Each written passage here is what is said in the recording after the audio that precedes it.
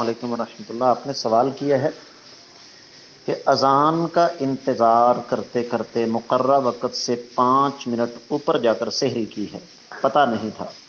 اللہ تعالیٰ معاف کرنے والے ہیں، پتہ نہیں تھا تو لیکن آئندہ سے ایک بات کا خیال رہے کہ آئندہ سے اذان کا انتظار نہیں کرنا، آپ نے وقت کو دیکھنا ہے، گھڑی کے مطابق چلیں۔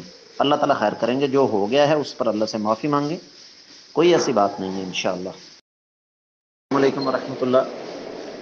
آپ نے سوال کیا ہے تو یہ آدمی 8 یا 10 دن کے لیے اپنے شہر سے باہر کسی کام کے سلسلے میں جاتا ہے اور وہاں کچھ مصروفیات کی وجہ سے کام 10 20 یا 25 دن لمبا ہو جاتا ہے تو کتنے دن قصر کرے گا؟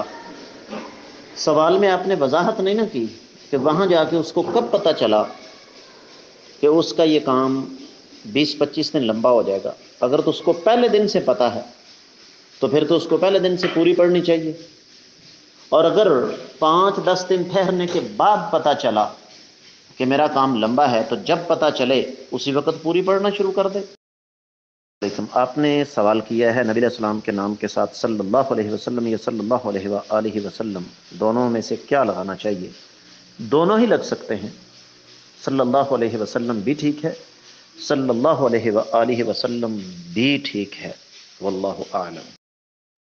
آپ نے سوال کیا ہے کہ کیا حج کے لیے جمع کیے گئے پورے پیسوں پہ زکوٰۃ عائد ہوتی ہے؟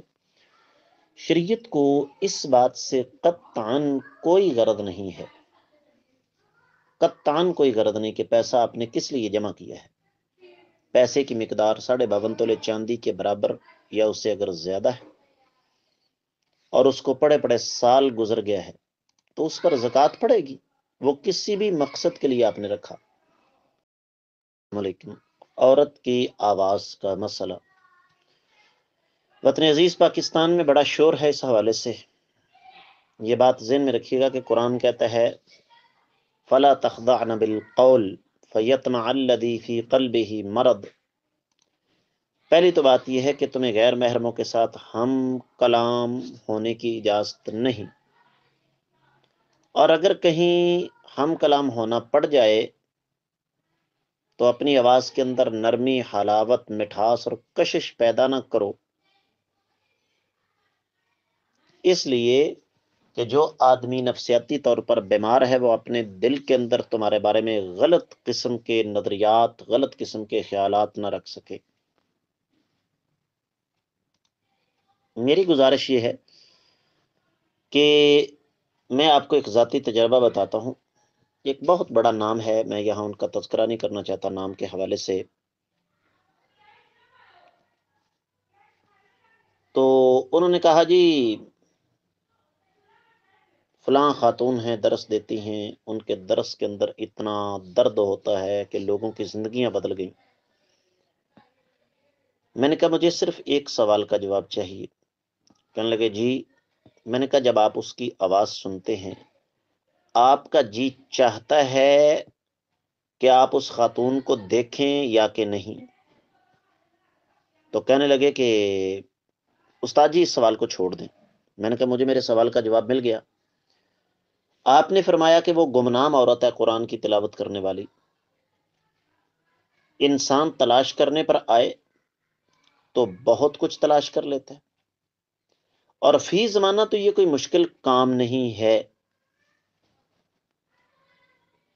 آج کا جو دور ہے نا، اس دور میں کسی کو تلاش کرنا کوئی مشکل کام نہیں۔ اس لیے میرے علم کے مطابق عورت کی آواز بے شک تلاوت قرآن کی شکل میں کیوں نہ ہو غیر محرم تک نہیں پہنچنی چاہیے۔ جی علیکم۔ آپ نے سوال کیا ہے کہ یا رسول اللہ کہنا شرک ہے؟ ایک آدمی ہے فرض کیجئے جس کا نام خالد ہے، میں کہتا ہوں خالد بھائی، وہ کہتے ہیں ہاں جی، پھر میں کہتا ہوں خالد بھائی، کہتے ہیں ہاں جی، پھر میں پوچھتا ہوں خالد بھائی، وہ کہتا ہے جی آگے بھی تو کچھ کہیں، خالد بھائی خالد بھائی کی رٹ لگائی ہوئی ہے۔ اے اللہ کے یا رسول اللہ، اے اللہ کے رسول صلی اللہ علیہ وسلم، یا رسول اللہ، اے اللہ کے رسول صلی اللہ علیہ وسلم، یا رسول اللہ، اے اللہ کے رسول صلی اللہ علیہ وسلم، آگے کیا ہے بھائی؟ یہ تو بات کا مسئلہ نہیں، یہ شرک ہے یا نہیں۔ لیکن میرا ایک سوال ہے کہ لفظ یا رسول اللہ کی رٹ لگانے کا مقصد کیا ہے؟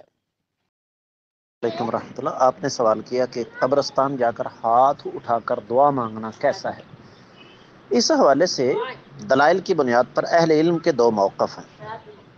پہلا موقف تو یہ ہے کہ جی جائز ہے، اس لیے کہ نبی علیہ الصلوۃ والسلام قبرستان گئے اور آپ نے دعا فرمائی۔ دوسرا موقف یہ ہے کہ قبرستان جا کر آپ صرف دعا پڑھیں، السلام علیکم اہل الدیار من المسلمین والمؤمنین انتم سابقون منا ونحن بكم للاحقون نسأل اللہ لنا ولکم العافیہ۔ جہاں تک اس حدیث کا تعلق ہے کہ نبی کریم صلی اللہ علیہ وسلم قبرستان گئے، تو اس حدیث میں اس بات کی صراحت موجود ہے کہ کائنات کے امام صلی اللہ علیہ وسلم نے فرمایا کہ مجھے اللہ نے حکم دیا کبھی جا کر ان کے لیے دعا کروں، بقی والوں کے لیے۔ اور پھر نبی علیہ الصلوۃ والسلام نے اپنے صحابہ کرام میں سے کسی کو بھی یہ نہیں ترغیب دلائی کہ آپ بھی وہاں جا کر دعا کریں، اس کا کوئی ثبوت حدیث میں نہیں ہے۔ تو اس حوالے سے محتاط موقف یہ ہے کہ قبرستان جا کر ہاتھ اٹھائے بغیر اگر آپ قبرستان والوں کے لیے دعا کرتے ہیں تو اس میں کوئی قباحت نہیں ہے، لیکن ہاتھ اٹھانے والا جو معاملہ ہے وہ بہرحال ذرا قابل غور ہے۔ السلام علیکم، ایسا جانور جو مخنث، اس کی قربانی، عقیقہ یا صدقہ جائز ہے کہ نہیں؟ میرے بھی گزارش یہ ہے کہ یہ جو مسائل ہیں نا حلال و حرام کے، ان کا تعلق انسانوں کے ساتھ ہے، جانوروں کے ساتھ نہیں۔ قربانی کے بارے میں تو چلو بات کی جا سکتی ہے، لیکن عقیقہ اور صدقہ جو ہے اس میں تو کسی قسم کا کوئی اختلاف ہی نہیں۔ اللہ تعالیٰ خیر کرے۔ علیکم رحمۃ اللہ، آپ نے سوال کیا ہے کہ موت کا فرشتہ جب جان نکالتا ہے کہ اس کے ساتھ اور بھی فرشتے ہوتے ہیں؟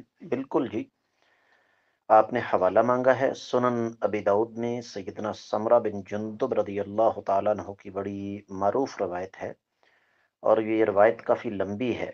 اس میں یہ ہے کہ جب کوئی بھی انسان نیک ہو یا برا، اس کی زندگی کے آخری لمحات قریب آتے ہیں تو اللہ تعالیٰ کے فرشتے آ کر اس کے پاس بیٹھ جاتے ہیں، اور وہ فرشتے دو قسم کے ہوتے ہیں، نیک آدمی کے لیے اچھی شکل والے اور برے آدمی کے لیے بری شکلوں والے۔